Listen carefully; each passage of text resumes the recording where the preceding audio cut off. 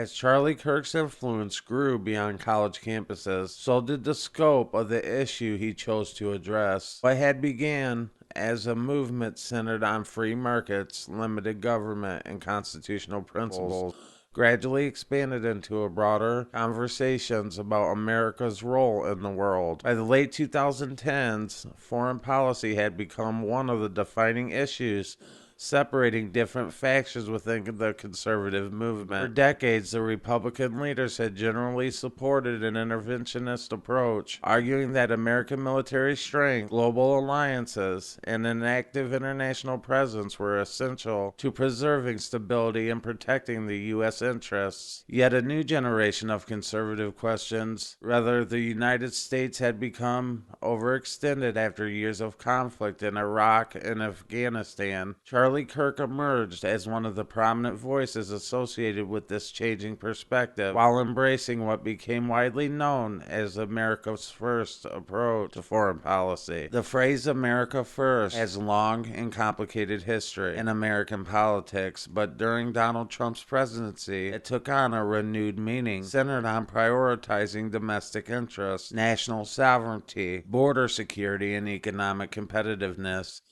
over what supporters viewed as unnecessary foreign entanglements. Kirk constantly argued that the federal government's first responsibility was to the American people, while emphasizing secure borders, economic growth, energy independence, and rebuilding the domestic industries before committing additional resources overseas. While the supporters viewed this philosophy as a common-sense nationalism, critics argued that its risks weakness alliances and reducing America's leadership role on the global stage. Now, these competing interpretations also fueled intense political debate throughout Trump's presidency and beyond. Charlie Kirk had frequently used speeches, podcasts, and interviews and social media to discuss what he believes should define a successful American foreign policy. Rather than advocating for isolationism, he generally described his position as one of strategic restraint, while maintaining that the United States should remain the world's strongest military power, while exercising greater caution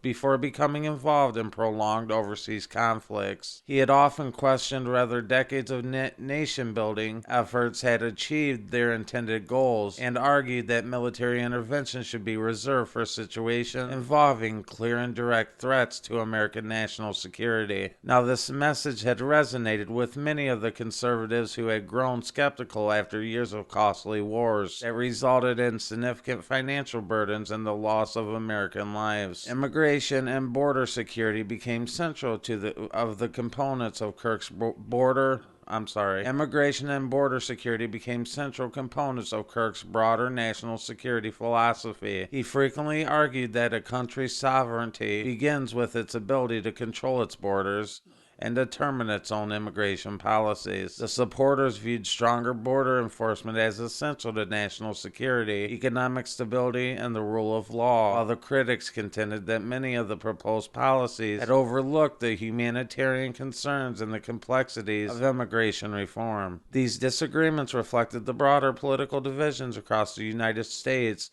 with immigration becoming one of the defining issues of modern American politics. Another recurring theme is Charlie Kirk's foreign policy commentary involved with China. He repeatedly had described Chinese Communist Party as one of America's most significant long-term strategic competitors, pointing to issues such as intellectual property theft, trade imbalances, technological competition, cybersecurity, military modernization, and the human rights concerns. Charlie Kirk argued that reducing the dependence on Chinese manufacturing and strengthening American domestic production would improve both economic resilience and our national security. This position aligned with a broader bipartisan shift in the Washington was the policymakers increasingly had viewed the competition with China as one of the defining geopolitical challenges of the 21st century. Kirk also discussed America's relationship with long-standing allies as well, including NATO member nations and partners of Europe and the Indo-Pacific. He also echoed arguments made during the Trump administration that the allied countries should contribute a greater share toward their own defense, rather than always relying disproportionately on American military resources. The supporters argued that the burden sharing would strengthen our alliances by making them more sustainable, while the critics warned that the public's pressure on allies could weaken the trust during periods of international instability. These debates reflected larger questions about how the United States should ultimately balance the leadership with shared responsibilities among the partner nations. The Russian invasion of Ukraine in 2022 had further intensified the divisions within conservative foreign policy circles. While many of the Republican leaders strongly supported continued military assistance to Ukraine, there were others who questioned the long-term financial commitments involved, and they argued that the greater attention should be directed toward domestic priorities and border security. Charlie Kirk had frequently emphasized the need for transparency as well as accountability and clearly defined strategic objectives within discussing American assistance abroad. His position, however, reflected an ongoing debate within the Republican Party over the appropriate balance between supporting international partners as well as limiting the American involvement in overseas conflicts. The relations with Israel had represented an important area of discussion within Kirk's foreign policy views. He had consistently expressed strong support for Israel as a key American ally in the Middle East, while emphasizing our shared democratic values and long-standing strategic cooperation. At the same time, broader debates continued within the conservative circles regarding military commitments, regional diplomacy, and how best to promote long-term stability in the region. These conversations became increasingly significant as the tensions involving Iran, proxy groups, and regional security had continued to evolve. Now, throughout this period, Charlie Kirk argued that the economic strength formed the foundation of national security. He also frequently linked domestic manufacturing, energy production, and fiscal policy and technological innovation to America's ability to compete internationally. In his view, a nation burdened by excessive debt, weakened industries, or declining public confidence should face greater challenges projecting strength abroad.